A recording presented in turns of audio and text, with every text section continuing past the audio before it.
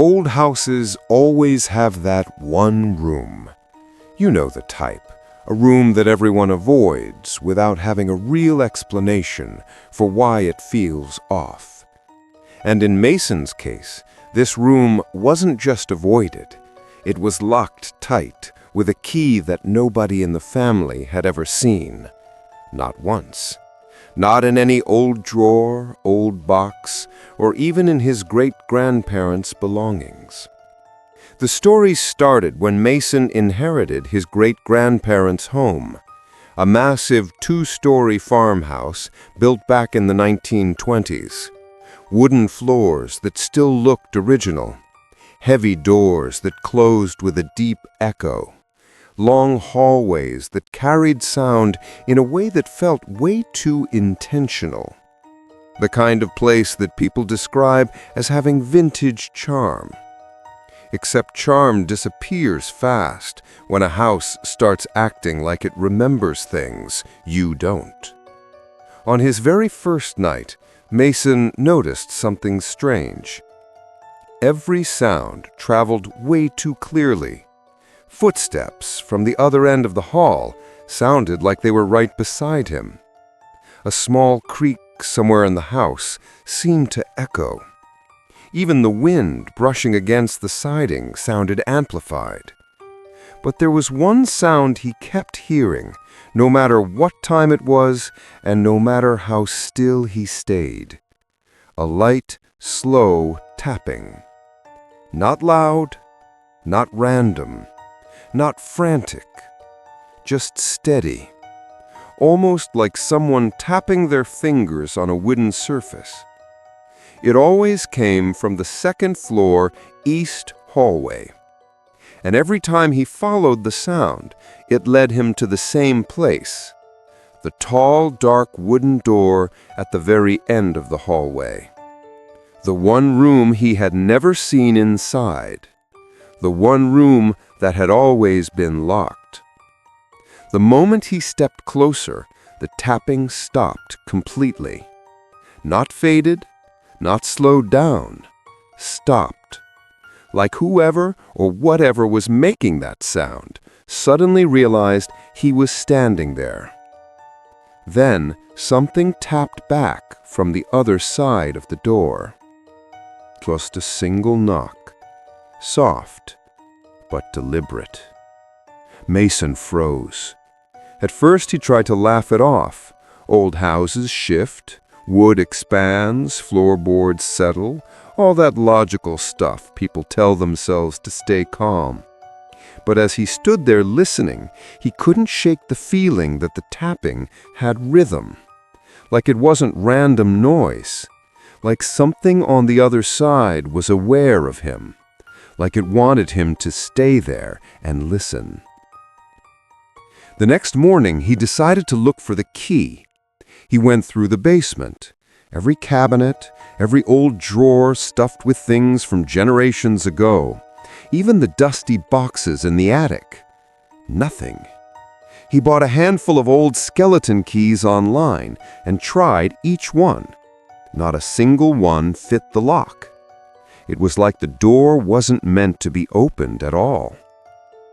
That night, he woke up around 2 in the morning, and the hallway outside his room felt darker than usual. And the tapping was back. Except this time, it wasn't coming from the locked room at the end of the hall. It was coming from inside the wall, directly behind his bed. He pressed his hand gently against the drywall. Something pressed back. Not hard, not sudden, more like a slow, steady pressure, as if someone was sliding their hand across the other side, mirroring his movement. He pulled his hand away immediately and stepped back. His entire room felt colder, heavier, like the air had changed. When he stepped out into the hallway to check the locked room again, he saw something he was absolutely certain wasn't there the day before. Scratch marks along the bottom edge of the door. Fresh ones, long and deep. Not random scratches from furniture or pets. These were deliberate, parallel, like something behind that door had been clawing or pushing its way out. The next morning, he called his cousin Leah to ask if she knew anything about the room. As soon as he mentioned the door, she went quiet, completely silent. Then she told him she would ask her mom. He could hear whispering in the background. A few seconds later, Leah came back to the phone, and her voice sounded uneasy. "That door is not supposed to be opened," she said. "Grandma locked it for a reason." "What reason?" asked Mason. Leah hesitated before replying. "I don't know. She never told me, but she always said that if anyone ever opens it, the house won't be safe anymore." "Safe from what?" Mason didn't get an answer. Leah didn't know, or didn't want to say. That night, Mason couldn't sleep. It wasn't fear that kept him awake. It was frustration, curiosity, the need to know what was behind that door. Was it an old storage room? Some hidden piece of family history? Maybe something his great-grandparents wanted to hide. He stayed awake until around 1 in the morning before finally grabbing a flashlight and a screwdriver. He walked quietly down the hallway, stopping right in front of the locked door. He pressed the tip of the screwdriver into the lock and pried. The metal groaned. The wood creaked. The door shook slightly as he tried to force it open. Then something slammed into the other side of the door. Not a tap, not a scratch, a full-force hit, hard enough to make the entire door jump forward and the frame shudder. Mason stumbled backward, nearly dropping the flashlight. His heart raced as he stared at the door. And for a split second, he swore he saw the wood bow outward, like something behind it was pushing, like it wanted out. He didn't try the lock again. The next morning, he installed a heavy padlock over the original lock. Not to keep himself out, but to keep whatever was inside from getting out. He moved out 2 weeks later, packed his things, and left the house exactly the way it was. The house is still empty. Nobody wants to buy it. The door is still locked, and the scratches along the bottom, they keep getting deeper.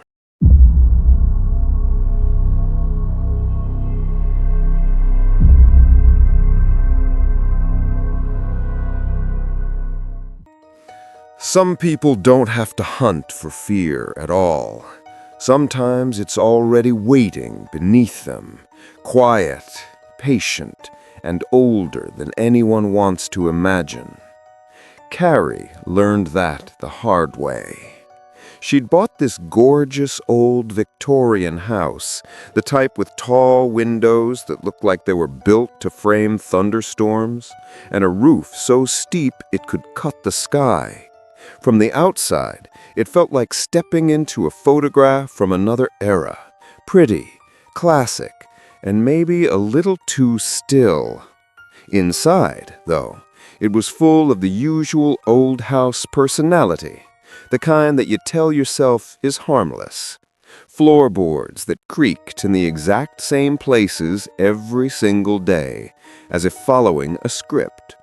Cabinets in the kitchen that slowly drifted open like they were bored.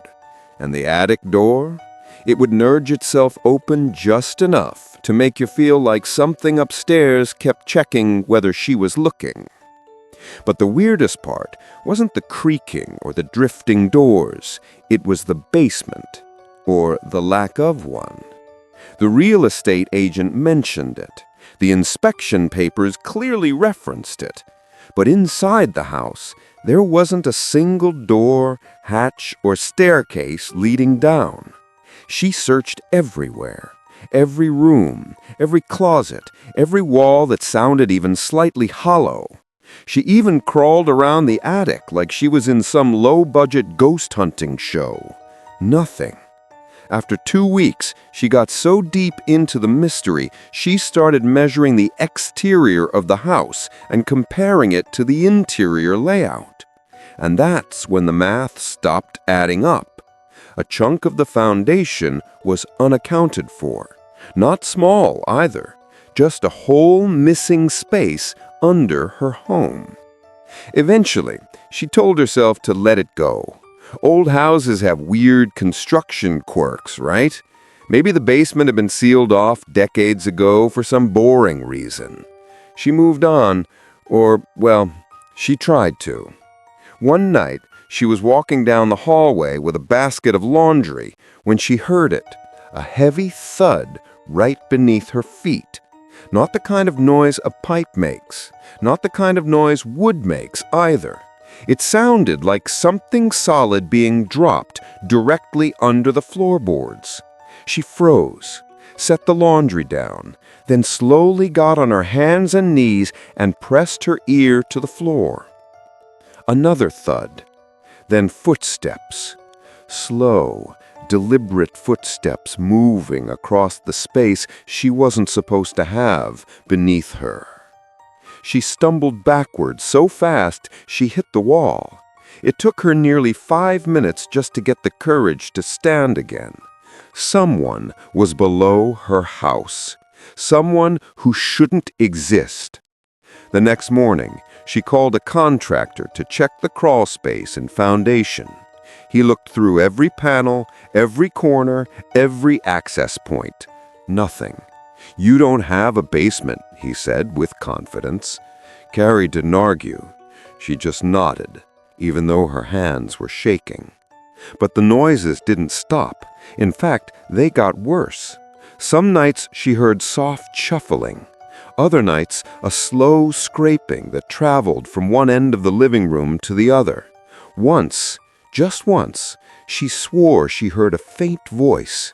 Not words, just a low, muffled sound, always from the same spot beneath the floor. Then one morning, she walked into the living room and gasped. A long, thin crack had appeared across the floorboards overnight. Not jagged and random like normal damage. This was straight, nearly perfect. A line so precise it looked like it was intentional, like it was marking something, like it was outlining a door. She stared at it for a long time before finally grabbing a hammer and following the crack carefully. Each tap splintered the wood until a small section gave way, revealing something metal underneath. Embedded into the foundation was a metal ring, a handle. Her breath caught. She pulled, and the floor lifted open with a groan that sounded way too alive. The hatch revealed a narrow staircase leading into darkness. She grabbed a flashlight, leaned forward, and took a single step down. The air was cold, older than the rest of the house. Dust floated like it hadn't been disturbed for decades. She swept the flashlight across the room below. Stone walls, an unfinished floor, and a single hallway stretching farther than she expected. And at the very end of that hallway, a door that was shaking, softly, as if someone on the other side was pushing it with the gentlest possible pressure. Not enough to open it, just enough to let her know they were there. Carrie didn't stick around to find out what was behind it. She climbed back up, shut the hatch, and nailed it closed, and called the contractor again. This time, she didn't ask for an inspection. She told him to seal the entire area permanently. 2 weeks later, she moved out without looking back. The house is on the market again. The listing doesn't mention anything about a basement now, but the new owners have already filed their first complaint. They've been hearing footsteps under the living room.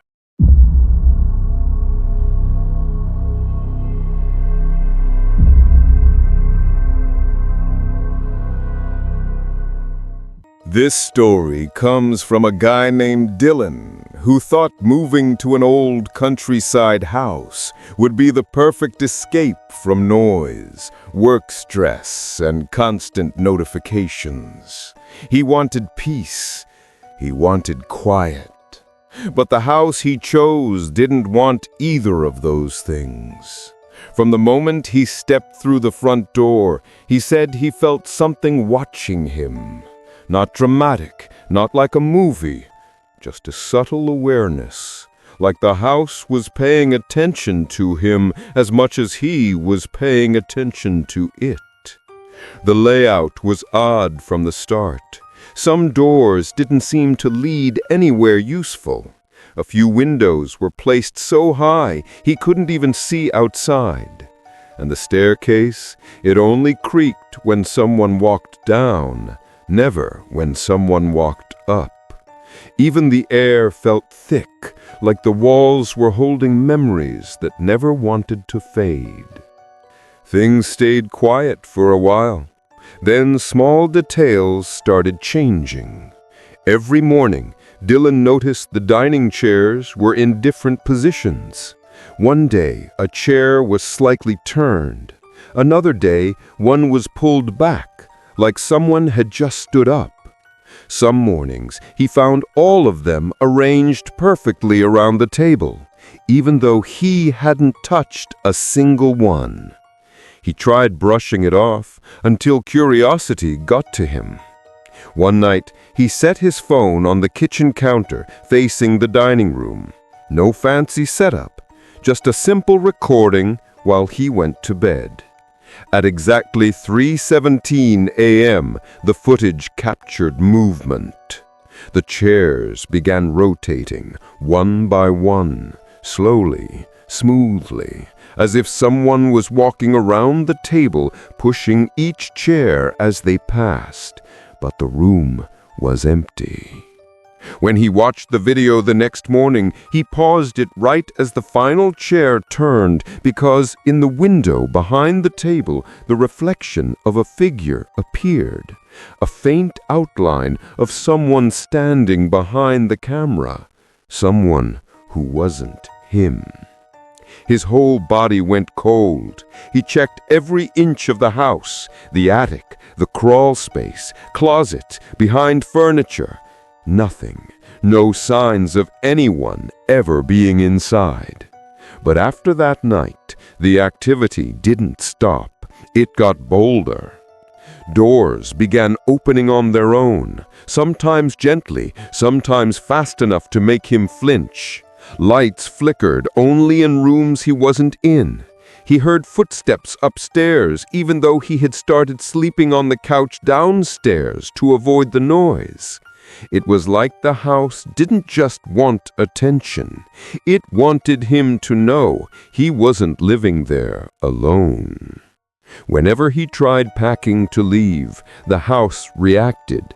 A loud thump upstairs, a door slamming shut, a soft draft sweeping past his ear, almost like a whisper guiding him back inside. Each time he tried to walk out the front door, something made him pause, like the house didn't want him to go. The final moment that pushed him past his limit happened at 2 a.m. He woke up to a slow creaking sound. Not the wind, not a random noise. It was the staircase, the sound of footsteps coming down the steps, step by step. He stared at the dark hallway, frozen. The footsteps reached the bottom, but no one appeared. That was it. He grabbed his keys, didn't pack, didn't look around, didn't bother locking the door. He sprinted to his car, drove off, and didn't look back. He left everything inside the house. Weeks later, after convincing himself he was overreacting, he returned during the day to pick up his belongings. The house looked calm now, silent, still, almost like nothing had ever happened. But when he stepped into the dining room, he stopped so fast his shoes scraped the floor. The chairs, all of them, were turned to face the entrance, as if they had been waiting for him to come back, perfectly aligned, perfectly still. And the air felt heavy again, watching, aware. If you made it this far, drop a like, hit subscribe, and join our growing community of horror lovers. And remember, if you've got a creepy old house story of your own, send it to the email in the description. I'll see you in the next video, where we dive deeper into the world of horror storytelling.